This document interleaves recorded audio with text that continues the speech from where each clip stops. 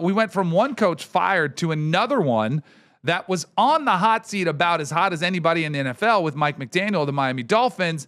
And they come out with one of the surprises, one of the shocks of the weekend at home, beautiful sunny day. That graphic, it could not be more accurate, because they stunned the Buffalo Bills, who for whatever reason have had a couple clunkers this year. And that is a team that I thought could win the Super Bowl, and still maybe they can.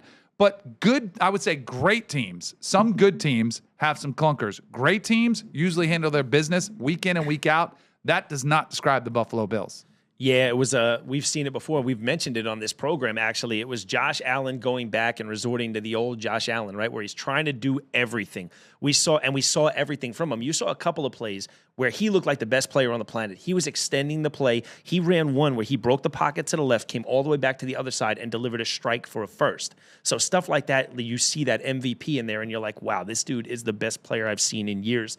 And then he does things where he's trying to push a pile, and he winds up fumbling it late, or he makes a bad interception and a bad decision down in the end zone. So, yeah, I think that's what we've seen, and they're going to go as far as Josh Allen takes them, right? But they also may not go as far as their defense lets them down. To give up 225 total yards, 174 on the ground, and 2 touchdowns to Devon Achane, that is a brutal defensive performance from the Bills. But they were on the field a lot. You mentioned Josh Allen, the ups and downs, because I agree with you. Josh Allen's going to carry that team, but the defense might be one of the bigger surprises there as they, came down. What do you think this means for the Dolphins? Because they fired Chris Grier. We talked about that, their general manager, and they kept Mike McDaniel. So it's a little bit of a flip-flop from the Giants we were just talking about, where they fired their head coach, kept the general manager. Both of these organizations, I think the Dolphins and the Giants need to clean house, get a fresh start. And with the Dolphins, ultimately, I think it probably means starting over with a quarterback too. But Mike McDaniel, Tua, they are kind of attached at the hip. They do feel like they're a package deal. Right. I still think this is very much a temporary, and we just saw them have a pretty good win a few weeks ago against Atlanta. And then all of a sudden they laid an egg. They're just way too up and down. Yeah. I still think Mike McDaniel probably gets fired. It's just a matter of time. And I think it's still probably the right decision. Yeah, I think I agree with you 100%. And I think they're probably taking more of an approach like I thought they might in New York, where it's like, this is going to be ugly the rest of the way. So we might as well let one guy take all the lumps. And when we clean house, it's more acceptable. You know what I mean? You said it, man. They're too high and too low in that.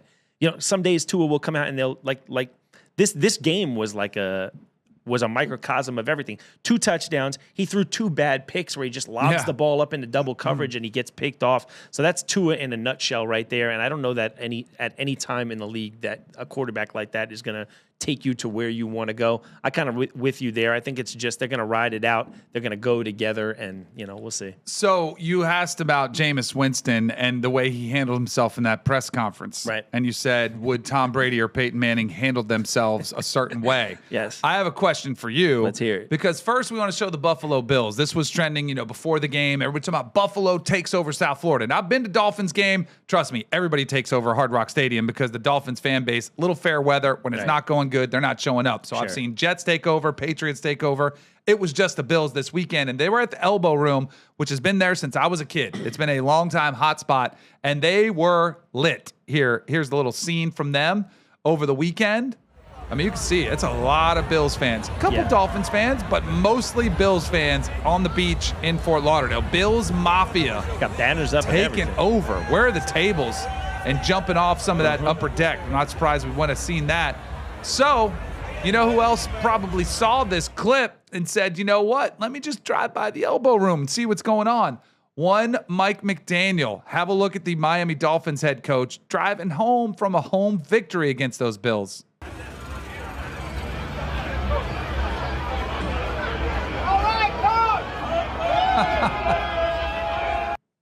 So I have made that turn 1,000 times in my life. I used to go down there in high school and cruise the Strip. You go right there and make that left turn because it's one way on A1A. Yep. I used to come home from the airport when I used to drive by there.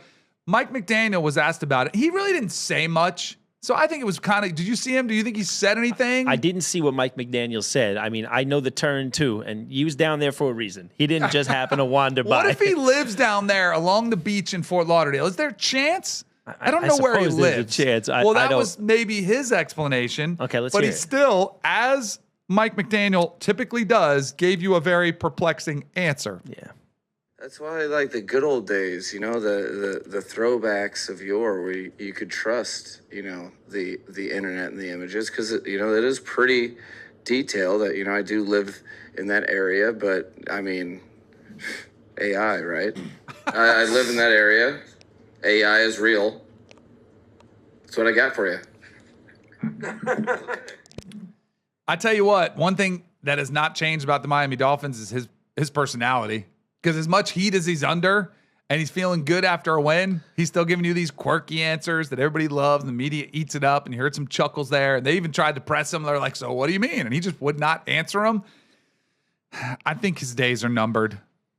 There's a real simple cliche. It says timing is everything. And Mike McDaniel's under one of those playoff years where he, finishes 9-7 or 10-8 or 10-7 or whatever it is, and he's bought a little goodwill. That's the time for that, dude. You're like 2 weeks off a beatdown. Chances are it's going to happen again relatively soon. Like, what a bad time to do this, man. They don't need this. What you want to do is right now you want to display a sense of calm and under control. And what are you doing, man? You can't be doing this. This is more cartoon character stuff. For your third win of the season. Yeah. If it was your seventh win of the season and you had 3 losses, then sure, live it up, have some fun. Right. But I thought it was a bad look, and I do think that is a coach on borrowed time. And even then, like, if you think about, if I just say, Danny, give me the 5 coaches in the league that, you feel the most comfortable with, you're going to say Andy Reid, Mike Tomlin, you're going to say maybe maybe one of the Harbaughs, right? Right. And you think, like, that's what I want my franchise to exemplify. These are the guys who last a long time, who build nice foundational programs, and none of them, you wouldn't be caught dead doing that, right? No. None of them would be doing that. So no.